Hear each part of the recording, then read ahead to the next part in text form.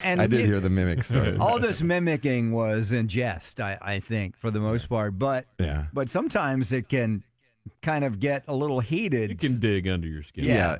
And so it tends to be, it's really interesting. It tends to not be one thing. It's the cumulative weight of all the little things, right? Yeah. I think it was George Will that said that. It's not the last straw that breaks the camel's back. It's the cumulative weight of all of them. That's well said. True. And so I think in arguments and families and relationships, it's the everyday dig. And you take it and take it. And I tell people they put it in their pocket until the pocket just rips. And then you explode and you throw up all over the other person. And then that's why wives can say, like, every time since we've been married, and you're like, what? Yeah. And so sometimes they remember. They're a little more historical than we are. Sometimes they remember. Better than the men. I remember a lot of things. But yeah, they'll bring something up that we didn't know was a thing for a man. And we're like, what? And so we're not really connected in. So to keep a short list, the Bible says, be angry, don't sin. Right. And so then it says, and don't let the sun go down on your anger. It's not trying to say before you go to bed, but it means keep a short list. Right. Yeah. And so if she can do that, that's fine. Yeah, it's fine. But if they continue to do that, then eventually that might start to, the very thing that was so cute when you got married is like so annoying now. Yeah. That happens. Exactly. That happens, right? Yeah. Oh, all the time. Yeah, we always tell couples when we're counseling them, at some point, what was it that caused the attraction between you two, besides physical stuff? That's but right. I mean, what did you like about or love about your husband or your wife? In a sense, you have to go back to that and go kind of retool. Yeah, because those are the things that annoy you now. It was so cute when she did that little snort thingy, and I was like, will you stop That's doing Kathy, that? right? She's Snorting? a snorter. Oh, No, she doesn't. What are you trying to get the guy in trouble? I'm always trying to stir it up with Dan and Kathy. Wow. Yeah. But there are those things that we think are cute. And so there is that honeymoon phase, and especially when you're in love. In love. Because he's the love doctor. He is the love doctor, by the way. So what happens is we dismiss. We go, oh, it's not a big deal. You overlook it. It's not a big deal. Yeah, we overlook it. We dismiss it. And then we go, oh, my gosh, this is annoying. I'm going to live with this for the rest of my life. I just said till death do us part. One of us has to die here soon. That's that missing year with Donna and I. I'm going to live with this the rest of my life. Get out of the car. That's when you left her on the side of the road. Yeah, we need to revisit that. How did that make you feel? Oh, my God. Made me feel pretty good. Until she got back in the car. Works for me. I do remember when she got home. I don't know how many miles away she was from our apartment, but she was not happy. You made her walk? Oh, of course. She was angry. Did you say miles? Yes. She was. I think it was a couple. Why. I think it was a couple of miles. I don't know why, but she was angry. We had gone over the first year. It was past the honeymoon. So it's after the first year when you're starting to pick each other apart with those. Yeah, it's about 5 years, I think. I think it takes 5 years, and then the last two in that 7-year honeymoon phase. Yeah. And, that's what they say. But I think the first 5 are still pretty good. But the last 2, you start scratching your head going, what have I done here? So I know with Hike and Dalton, and maybe it's unfair of me to bring it up, they are really... Her name's Morgan, by the way. He looked at me like, Hike? Yeah, I have many nicknames for There you people. go. Yeah, but they're both competitive, which is good in a sense. But it can be hard. Yeah, we've tried to talk to her about, you got to watch that. Yeah. Well, if they're going to be competitive, that's fun as long as it's sort of sport. But once they become a couple, once they're one, they have to see themselves as the team against everything else. Yeah. I talked to a man. I was doing some counseling last night. It's like you're not on the same team with your wife. Yeah. You think your wife's the enemy. Your wife is not the enemy. Yeah. The enemy is the enemy. Yeah. And it goes back to that thing that you don't think is your problem. The thing you think is your problem is not really your problem. Yeah. And so your wife is not your problem. Your spouse is not your problem. So they can be competitive. That's fun. And it's kind of, interesting to maybe compete in, I don't know what, losing weight or running further or whatever they're competing about. But at some point it starts to deteriorate the relationship because now by me winning or me losing, it says something about me. Yeah. And I don't want to get into a thing where I start to make my wife feel like she's less than. Yeah. Because I beat her at chess, or I can do a Sudoku faster than she can or something. Yeah. You can do what? A Sudoku. Oh, yeah, okay. yeah. I still can't do that. Yeah. Nine. You only have to go up to 9. Dr. Gary Lane in studio. Well, it's interesting because you said about the straws. So someone, we got a couple of minutes to the heartbreak, but someone that's been keeping straws, let's say a wife or a husband, because it can be both sides. Yeah, right? we're pretty good at it. So too. where do you begin when you realize, okay, well, it's not just this one thing, not just the snorting, but it's the way she does everything or the way he does everything. Where do you begin since there's so much? Because do you just say, all right, I just forgive him for it all, which in a perfect world would be really good. Yeah, it would. So what I do is I start with the one that's the most current or the one that's the most irritating at this moment in time. Okay, that's good. And again, when people come to counseling, they're okay, why are you here? Everything's great. We just thought we'd like to have a chat with you. It's usually like... That's usually not how it goes, right? No, there's 2 people and they're both pointing at the other chair. It's like, well, here's my problem. Yeah. And it's over there. And so I start to unpack just the most current issue, and that current issue usually leads to, well, oh wow, that's what happened last week and last month, and like, well, he's been doing that since we got married, and it's like, well, there you go. So you unpack the most current one, and you see patterns, flesh patterns, repeated patterns. You know how you guys were thinking about, you said on the radio earlier, you said that the wrong lyric gets stuck in our brain, and even if we hear the right lyric, we still go back to the old one. Yeah. So the Bible talks about thinking new thoughts. Yeah. Right, so we have to really actually retrain the neurological pathways in our brain, but we actually have to start understanding what the real truth is and start listening to it more than we listen to the lie. And so you'd have to listen to the right lyrics and say, oh, I like singing the wrong ones. Okay, but here's the real ones. Yeah. And your brain will start to focus on the right thing. That's why Paul says, whatsoever things are lovely, whatsoever things are good, and think on these things. So there's a lot to do with your mind in it. So that'll help transform your mind. I don't know. It's like Romans or something. Romans. That is so good. That is awesome. Dr. Gary Lane. He also teaches a Bible study at Piedmont Church. You like that, Gary? I do. I love that. Gary Lane, not a doctor. I love that. Thank you, guys. Officially. You're so honoring of my non-position. We want to get into more. I love the conversation we just had. It was really good. About leaving your wife outside? Don't do that. Yeah, that's her on line 1. She wants to tell you the true story. Yeah, actually. I have a tendency to leave out facts, but I can see the concept. Is that the problem? Minor detail. Yeah. Well, it's interesting. I mean, if I'll say we don't argue much, but when we do, if I say, well, hey, I try not to say you always. Or you never, because I know years ago that's not good that's like this. That's a you should never say that's always. a storm right Never. there. That's the never say perfect never storm. or always. Yeah, but if I say, hey, this is what you do, blah blah blah. Well, when? And where was it? I don't remember the details. I just remember that it happened. And it's interesting when we get into that position. Now we're into defending our position. Yeah. So now the fight becomes more about defending my position than what we were just arguing about. Did the trash get taken out? Right. But suddenly now we're arguing about, well, you're dumb, and you've always said that. I've never said that. You know. Yeah. So now all of a sudden you get into to get into a relational argument about each other and your character and your personal habits for each other instead of the trash or the budget. Right. And so we elevate from the item to each other, and it becomes personal. And at that point, that's where it gets destructive. And that can really ruin a relationship because now we start to wound each other. And so we need to bring the focus back to, okay, we were talking about the trash. Back to the trash, yeah. Yeah, I love you, you love me, but the trash needs to go, and you said you would, and you didn't. And it's like, well, I didn't know when you want. Okay, but at least now we can have a conversation about when did you want it or why. But if you say like, well, I took it out. Well, no, you didn't. Okay, well, now we're just arguing about. Yes. And I'm going to defend, yes, I did. So if you're going to defend, yes, I did, I'm going to defend, no, I didn't. You're not getting anywhere. You get nowhere. You're just building a wall. And it's interesting that you bring up, that she says, well, when did I do it? Exactly when? And then you're having to think, then you're on the defensive of, well, now she thinks I'm lying to her because I can't think of when it was. And so you're both in defense mode, and there's no relationship in that at all. Yeah. You're just kind of started building up your defensive wall and lobbing little bombs at her defensive wall. Yeah. So you're trying to tear down their little wall while you're building up your wall. And that gets, so we have to take those walls down. And that's through forgiveness and communication. And It's really a cool process to walk.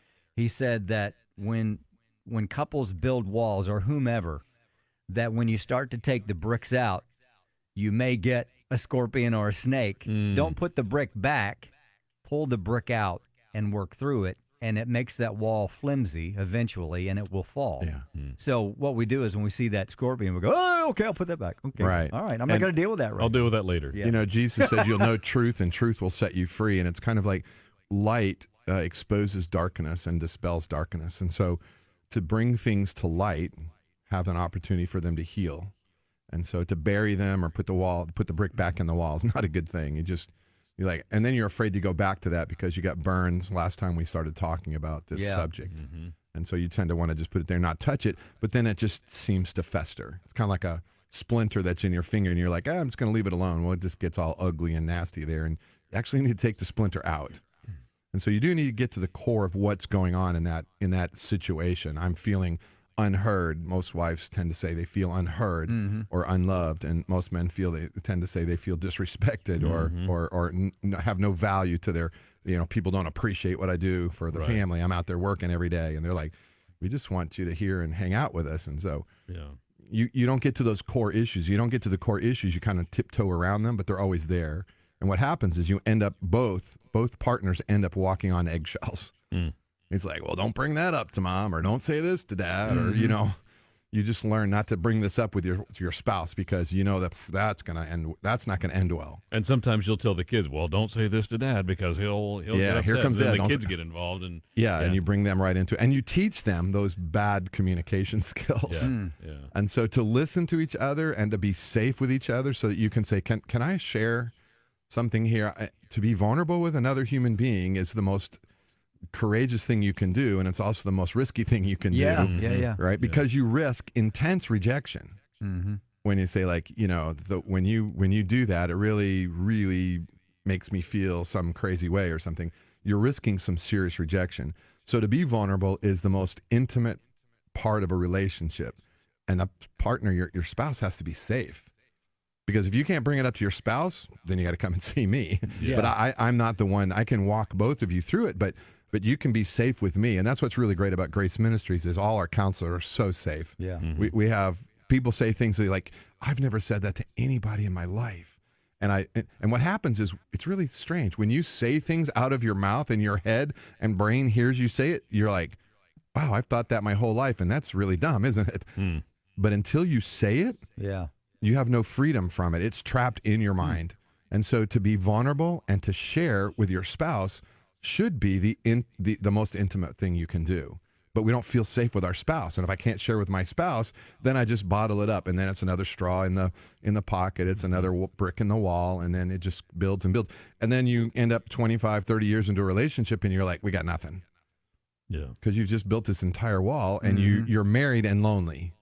You're married, and let's be honest, that's where affairs come into it. That's where someone on the outside is more receptive to you because they don't judge you. They don't, they just kind of like, you're cool, or you're funny, or you're hot, or whatever. It's like when you were dating. Yeah, you put on the whole. Exactly. Yeah. And there's no responsibility in it. Yeah. It's false. It's fake.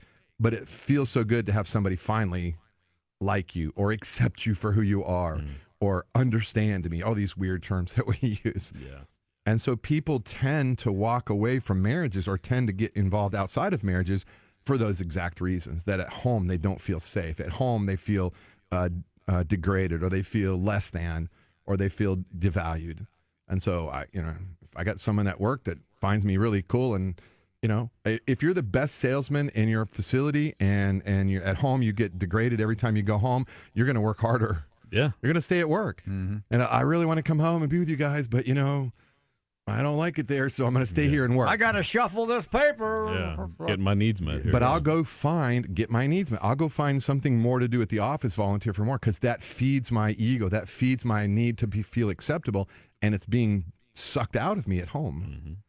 So home is supposed to be the safest place, the most sacred place that you can share with a partner, and we've kind of messed that up. Yeah. So that's what we do. We just try to walk through people. When people come in, it's all messy. We just try to unpack some of that for them, try to make their home safe, try to make each person safe, so that they can be vulnerable, so they can share with their spouse. And if you can't share with your spouse, then you're only left to your counselor.